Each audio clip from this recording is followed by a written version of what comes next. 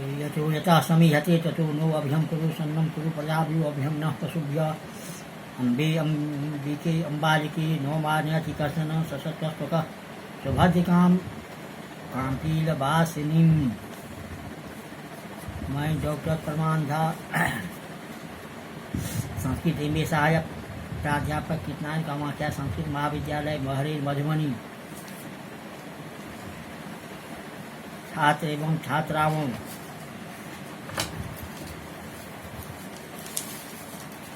आज तारीख 31/5/2020 ईस्वी को शास्त्री तिथि खंड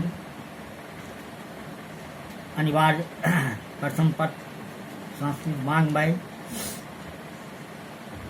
में आगे पाठ ले जा रहा हूँ।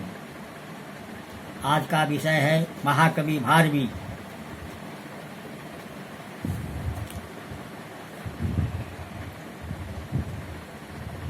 महाकवि भारवी की जीवन वृत्त के विषय में उनका एकमात्र ग्रंथ किरातार्जुनी महाकाव्य एकदम मौन है। दक्षिण के ऐहोल शिलालेख में इनका नामोल्लेख पाया जाता है। अनुमानतः महाकवि भारवी दक्षिण भारत के रहने वाले थे। सौभाग्यवश दंडी ने अपने अवंती सुंदरी कथा के आरंभ में अपने पूर्वजों का वृत्तांत कुछ विस्तार के साथ लिखा है कि दंडी के चतुर्थ पूर्व इसका नाम दामोदर था। नासिक के समीपस्थ अपनी जन्मभूमि की छोड़ दक्षिण भारत में मानती है। अवंती सुंदरी कथा के सभा पंडित रामकृष्ण कवि ने इन्हीं दामोदर के साथ भारवी की एकता मानी है, अर्थात उनकी सम्मति में भारवी ही आचार्य दंडी के चतुर्थ पूर्व प्रपितामह थे।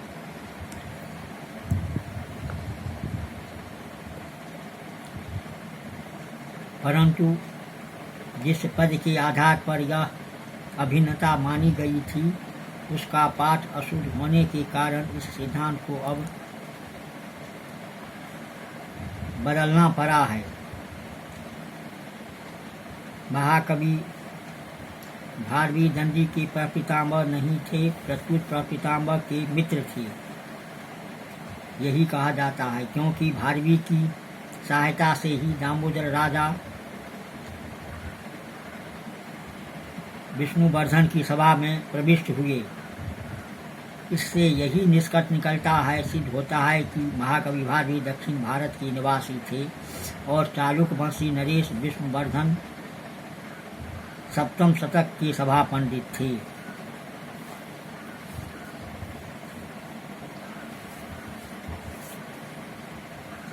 महाकवि भारवी परम शैव थे।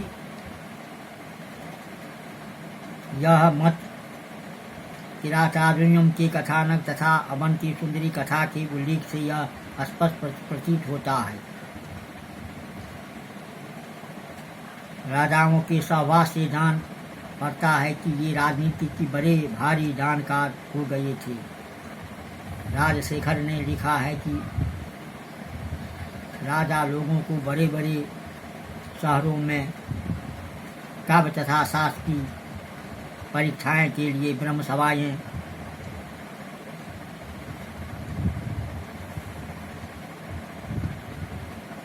करती थी। उज्जैनी में इसी प्रकार की सभा में होती थी जिससे बड़े बड़े कवियों की परीक्षा ली जाती थी। कालिदास तथा मातृमेध की भांति भारवी की भी उज्जैनी में परीक्षा ली गई थी। भारवी की भी आत्रपत भारवी भी संज्ञा दी थी। रसिकों ने जिस सुंदर अर्थ के सुंदर होकर इन्हें यह नाम दिया था, यह नीचे के पद से व्यक्त किया गया है। कुछ फुल स्थल नलिनी बनाद मुपा दुर्भुत सरसिद संभव पराग बात्या भिर्वियति विवर्जित समन्ता दादत्ते कनक मयात पत्र लक्ष्मी।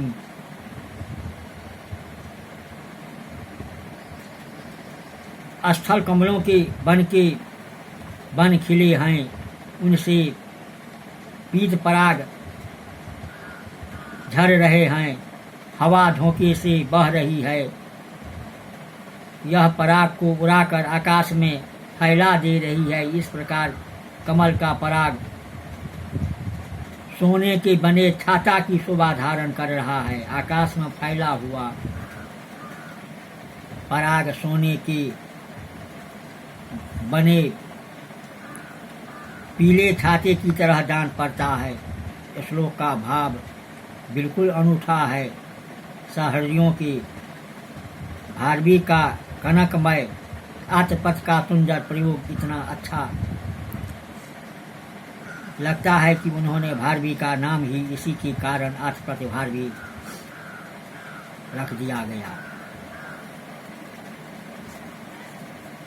इस स्थिति काल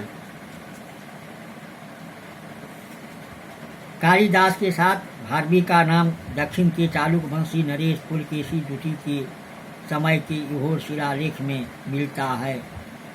यह शिलालेख दक्षिण में बीजापुर जिले के इहोर नामक ग्राम में एक जैन मंदिर में प्राप्त होता है। इस शिलालेख का समय 556 शकाब्द अर्थात 634 ईस्वी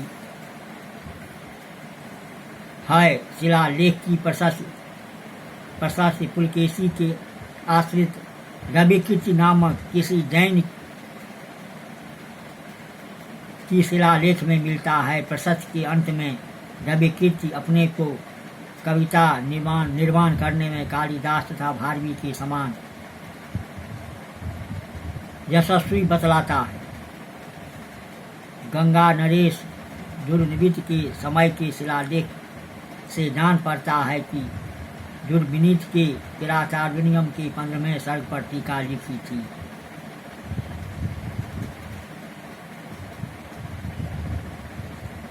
क्योंकि भारवी ने इस सर्ग में चित्र काव्य लिखा है। इन उल्लेखों से यही पता चलता है कि 634 ईस्वी के पहले भारवी हुए। उस समय तक इनका नाम दक्षिण भारत में प्रसिद्ध हो चुका था। अवंती सुंदरी कथा के आधार पर भारवी विष्णुवर्धन के सभा पंडित बतलाए जाते हैं। विष्णुवर्धन पुलकेशी द्वितीय का अनुज था और वह 615 ईस्वी के आसपास महाराष्ट्र प्रांत में अपने भाई की आज्ञा से राज्य करता था। उसके समकालिक होने से भारवी का समय 7वीं शताब्दी का आरंभ काल होना चाहिए, अर्थात मोटे तौर से यही कहना चाहिए कि भारवी 600 ईस्वी के आसपास विद्वान थे।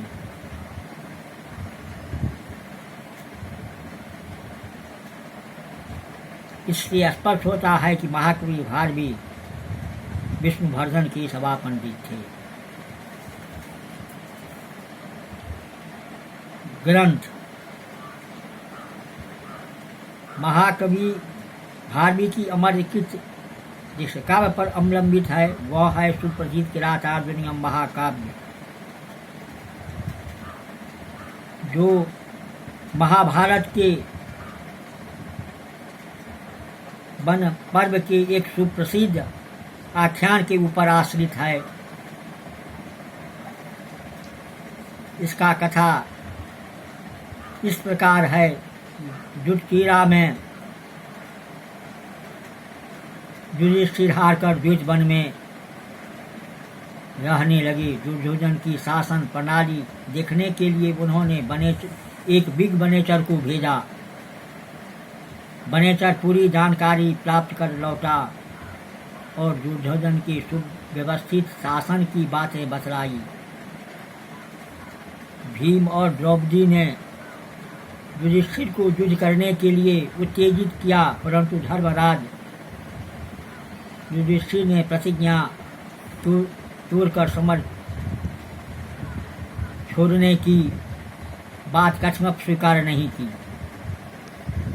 इसी मध्य में भगवान वेद व्यास जी भी वहां आ पहुंचे और उन्होंने अर्जुन को पाशुपतास्त्र पाने के लिए इंद्रकील पर्वत पर तपस्या करने हेतु भेजा। अर्जुन ने कठिन तपस्या की। व्रत भंग करने के लिए जिम्नाएं भी आई, परंतु व्रती अर्जुन ने अपने व्रत से तनिक भी नहीं डिगा। भगवान इंद्र स्वयं अर्जुन के आश्रम में आए और मनोरथ सिद्ध के लिए शिव जी की उपासना करने का उपदेश दिए। अर्जुन ने और भी गतचित से शिव की आराधना की। मुनिगणों के कहने पर शिव ने अर्जुन के तपोबल की परीक्षा करने के लिए किरात का रूप धारण किया। एक मानवीय शुकर अर्जुन की ओर भेजा गया। अर्जुन ने शुकर पर अपने बाण छोड़े। साथ ही साथ किरात ने भी अपने सरों को छोड़ा। अर्जुन का बाण शुकर का काम तमाम कर पृथ्वी में चला गया। बचे हुए बाण के लिए युद्ध छिड़ गया। कभी धनंजय की विजय होती तो कभी किरात का पक्ष प्रबल होता। अंततो गत्वा दोनों बाहु युद्ध पर तुले रहे। गांडवी के बल से प्रसन्न होकर भगवान शंकर ने स्वयं अपना दर्शन दिए और अपना अमोघ पाशुपत शस्त्र देकर अर्जुन की अभिलाषा पूरी की। तो छात्र एवं छात्राओं, यह महाकवि भारवी का जो काव्य है, यह महाभारत के वन पर्व से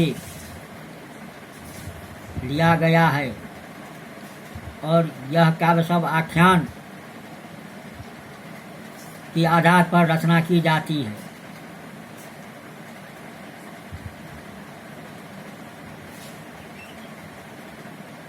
किरातार्जुनीयम महाकाव्य 18 सर्ग हैं, जिसके ऊपर वर्णित कथानक का वर्णन किया गया है, परंतु बीच में कई सर्गों के भारवी ने महाकाव्य के कथनानुसार युद्ध पर्वत पर सूर्यास्त तथा जल क्रीड़ा का बहुत कुछ विस्तार किया गया है। पूरा चौथा सर्ग शरद ऋतु, पंचम हिमालय पर्वत, खष्ट युवत प्रत्युत्थान, अष्टम सुरांगना बिहार तथा नवम सुरसुंदरी संभोग वर्णन में लगाए गए हैं। किरात में प्रधान रस वीर रस है। श्रृंगार रस भी गौण रूप से वर्णित किया गया है। यह मुख्य रस का अंगभूत ही है। किरात का आरंभ श्री शब्द से श्रेय कुरुणाम बधिपसपालिनी से होता है तथा प्रत्येक सर्ग की अंतिम श्लोक में लक्ष्मी शब्द आया है। कहना व्यर्थ है कि भारवी ने मंगलांतिक शांतिक प्रथंते के अनुसार अंत में मंगलार्थक लक्ष्मी शब्द का प्रयोग किया है।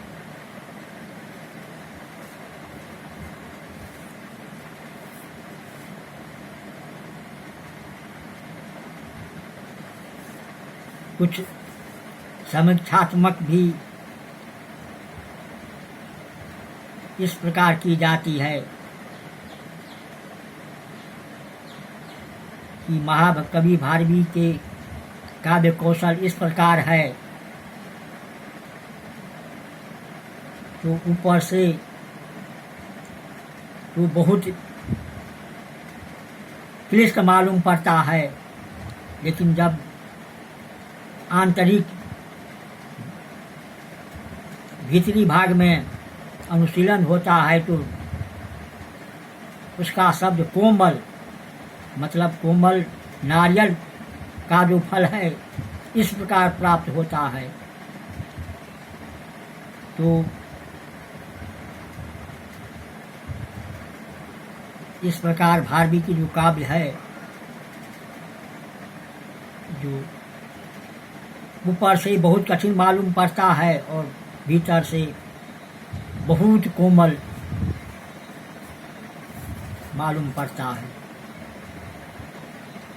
महाकवि भारवी का काव्य अपने अर्थ गौरव के लिए विवेचकों में प्रसिद्ध है, जैसे भारवे रस गौरवम नारिकेल फल संवितो बचो भारवे, ऐसा भी सूक्ति प्रसिद्ध है। अल्प शब्दों में विपुल अर्थ का सन्निवेश कर देना सबसे बड़ी अर्थ गौरव की पहचान है। भारवी ने बड़े से बड़े अर्थ को थोड़े से थोड़े शब्दों के द्वारा प्रकट कर वास्तव में अपनी अनुपम काव्य चातुर्य से दिखलाया है, वह अन्यत्र नहीं। भारवी ने भीम के भाषण की प्रशंसा दृष्टि के द्वारा जिन शब्दों में कराई है वे ही शब्द इनकी कविता के भी यथार्थ निदर्शन है। तथा अस्फुटता न पदैरपाकृता नो च न स्वीकृत मर्ष गौरवम रचिता पृथग यथार्थ गिराम नो च सामर्थ मुपोहितम क्वचित। किरातार्जुनीयम प्रथम सर्ग। भारवी की दृष्टि में सत्यकाव्य के लिए इन तथ्यों की आवश्यकता होती है। पद्यों की अस्फुटता, अर्थ गौरव का स्वीकार, शब्दों की पृथकता, भिन्न भिन्न अर्थों को बतलाना तथा सामर्थ्य संपत्ति पद्यों के द्वारा अभीष्ट अर्थ की द्योतक है। ये शोभन गुण उनके काव्यों में विशेष रूप से पाए जाते हैं। भारवी ने कविता के नैतिक तत्वों की ओर अपना ध्यान बहुत ही आकर्षित किया है। वे कविता में नैतिक सिद्धांत का प्रकाशन आवश्यक मानते हैं। इस विषय में उनका व्यवहारिक तथा शास्त्रीय अनुभव इतना प्रौढ़ तथा परिपक्व है कि उनके काव्य उपदेशप्रद होने से पंडित जनों की जिह्वा पर आज भी नाचा करते।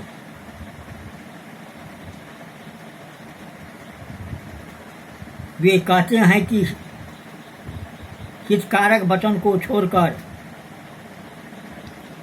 मनोहर होना नितांत दुर्लभ है। हितम मनोहारी च दुर्लभम वचः।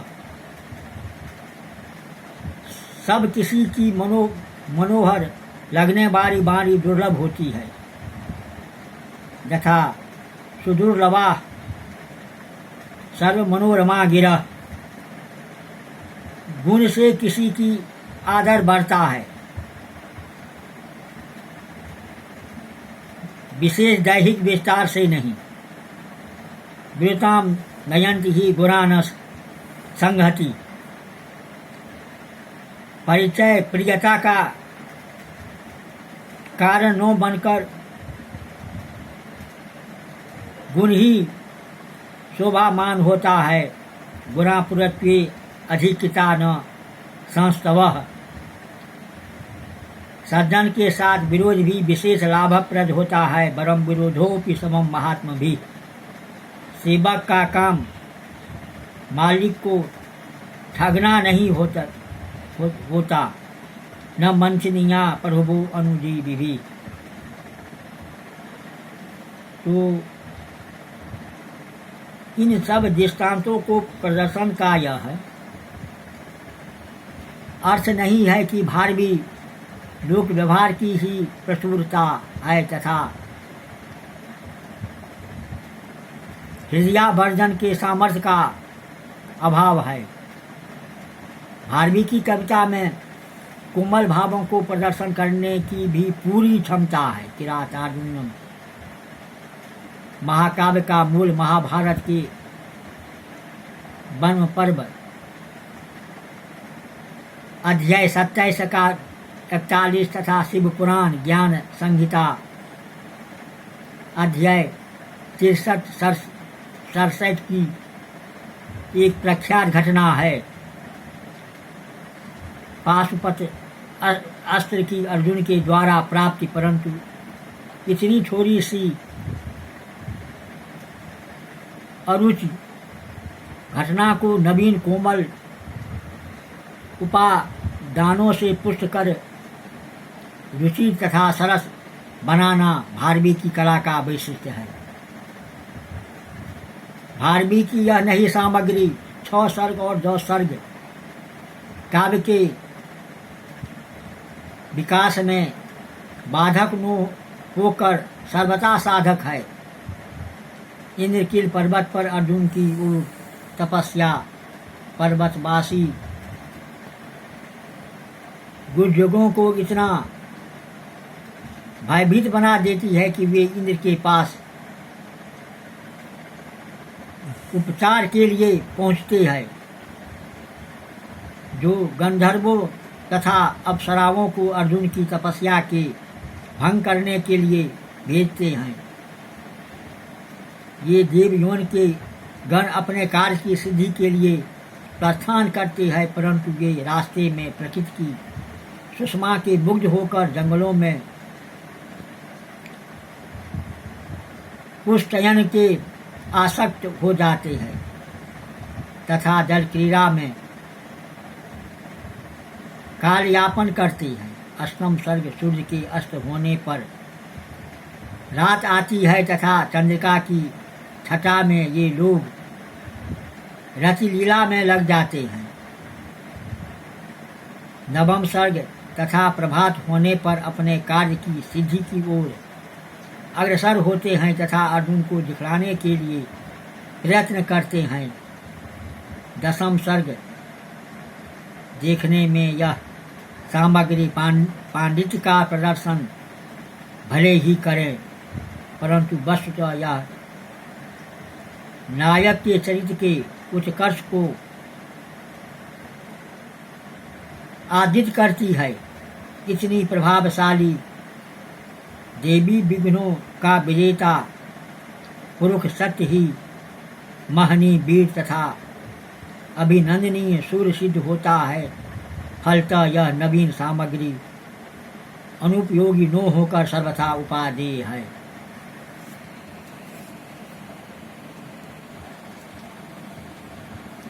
महाकवि भारवी ने अपने काव्य को अलंकार से विभूषित करने में बहुत अधिक प्रयत्न किया है।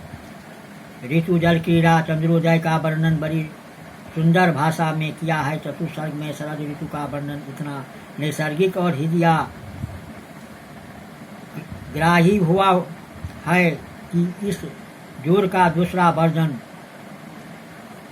ढूंढ निकालना कठिन है। अन्य प्राकृतिक दृश्यों का वर्णन खूब अनूठा है। उपमा श्लेष आदि अलंकारों का प्रयोग उचित स्थान पर किया है। भारवी ने चित्रकला लिखने में अपनी चातुरी दिखलाने के लिए एक समग्र सर्ग पंचदश ही लिख डाला है। इस सर्ग में सर्वतोभद्र, यमक, विलोम तथा अन्यान्य चित्रकाव्य की शैली के नमूने पाए जाते हैं। भारवी ने एक अक्षर वाली एक श्लोक लिखा है जिनमें 9 सिवाय अन्य वर्ण है ही नहीं, अतः कहीं कहीं इनका काव्य कठिन सा हो गया है। इसीलिए मल्लीनाथ ने इनके काव्य को नारिकेल पाक, नारिकेल फल के समान बतलाया है। नारिकेल फल संवितम बचो भारवे। इतना होने पर भी इनकी कविता में एक विचित्र चमत्कार है, मनोरम गांभीर्य है, जो पाठकों को हृदय को अपनी ओर हर हमेशा सदैव खींच लेने में तत्पर रहता है। राजनीति का भी विशिष्ट वर्णन किरातार्जुनीयम महाकाव्य में उपलब्ध होता है। द्वितीय सर्ग में भीमसेन और युधिष्ठिर का संवाद राजनीति के गूढ़ तत्वों से भरा हुआ है। अन्य सर्गों में राजनीति के ऊंचे सिद्धांत उचित स्थान पर रचे गए हैं। भारवी में कवित्व शक्ति बड़े बड़े ऊंचे दर्जे की है। भारवी का विषय प्रतिपादन वक्ता के दृष्टिकोण को हमारे सामने निर्मल दर्पण के समान रत्न में सचमुच सामर्थ्य है। भीम का ओजस्वी भाषण और युधिष्ठिर का सौम्य भाषण सुनकर पाठकों का हृदय वक्ता की ओर बरबस आकृष्ट हो जाता है। भारवी को यह गुण निश्चय ही राज दरबार के संपर्क से प्राप्त हुआ होगा। इस काव्य में इसीलिए व्यवहारिक का ज्ञान पूर्णता चमत्कारिणी है।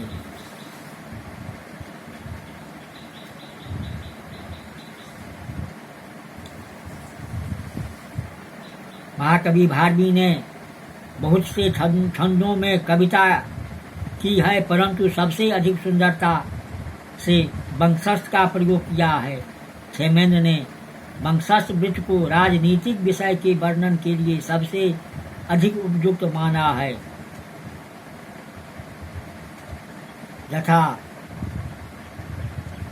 खरगुण्य प्रगुणा नीति वंशस्थनैन विराजते।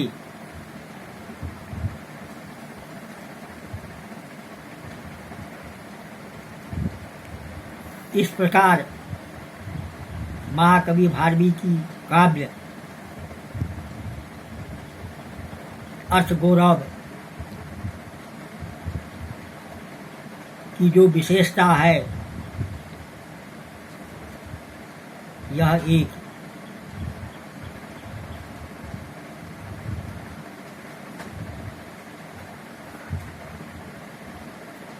अत्यंत उपयोगी है।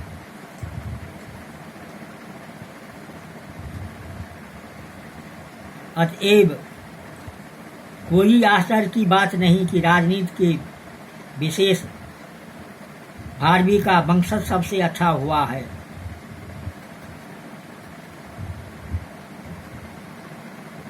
लेखक को तो यही प्रतीत होता है कि भारवी के द्वारा वंशस्थ के सुचारू प्रयोग की सुषमा के कारण ही सम्मतः क्षेमेंद्र ने वंशस्थ को राजनीतिक वर्णन के लिए उपयुक्त छंद माना है। अतः भारवी की जो महाकाव्य है वो वंशस्थ छंद में है।